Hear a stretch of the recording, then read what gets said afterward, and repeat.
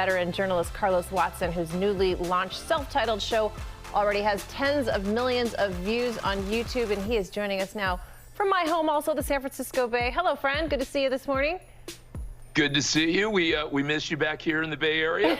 We miss you guys too. Okay, so we know that a show from your company, OZY, just got nominated for an Emmy nod. You're gonna hopefully get some new hardware on one of those shelves behind you there. What was your reaction?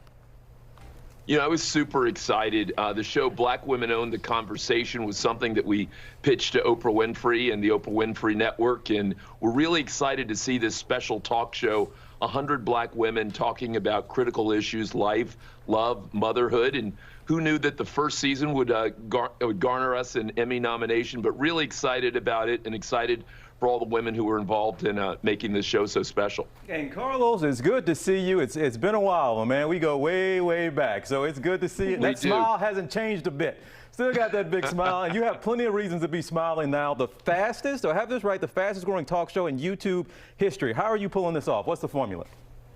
You know what? I've loved doing it. I think we're in such a critical moment here, TJ, where so much is up in the air in the world. And I think we've needed different kinds of conversations, in-depth conversations, not just with one kind of person, but musicians, actors, entrepreneurs, writers, from John Legend to Malcolm Gladwell, from Bethany Frankel to so it's really been a nice space to do that and to do it in a long-form way. And I think you've seen YouTube really become a destination for people. I think what John Krasinski did earlier in the year really made it kind of magical with some good news. And I think we've had a lot of success, maybe even more than we expected. Well, you said the show, and this is a huge thing, changes the conversation. How do you think that's happening? You know, Cecilia, I think one of the things that I think is critical is not only an opportunity for people to tell their personal backstories, but really to weigh in on what's happening today. You know, in a lot of ways, I feel like we're in the midst of the new 60s, or at the dawn of the new 60s, where big conversations about race, about class, about how we get along are up in the air, and having a space where people can go in depth. You know, once upon a time, places like Larry King and Oprah Winfrey, I think, gave us that room to kind of go in depth. And so I'm hoping in some ways this show maybe can't do the same thing, but can do something special and really allow people to be more honest, more candid than they might have been pre-COVID. Oh, look at that. Oprah, Larry, Carlos. All right. Now, TJ, I meant to put TJ in there. Yeah.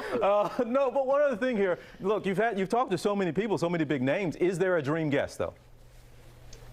You know, there are a couple of folks. I'd love to talk to Vladimir Putin, but you know who I really want to talk to? The woman I think who's shaping culture right now is your girl, Cardi B. Yeah. Wouldn't mind talking to her at all. Obviously, her songs are everywhere. She's changing the conversation. She's interviewing presidential candidates. And so, you know, I wouldn't mind talking to that New Yorker. She's one of many that I'd feel pretty fortunate to sit down with. Carlos, I've interviewed her before. Whew, you better bring a seat belt and a buckle, man. It's a good time, man. It really is. We would watch that, is what we're saying. Carlos, thank you so much. We are excited for you. We hope you get that Cardi B booking. Listen, I don't change like you change a sheet. I don't change for them, I change for me. And if I have to change, I'ma change the street, change the game, so my people's chains is free.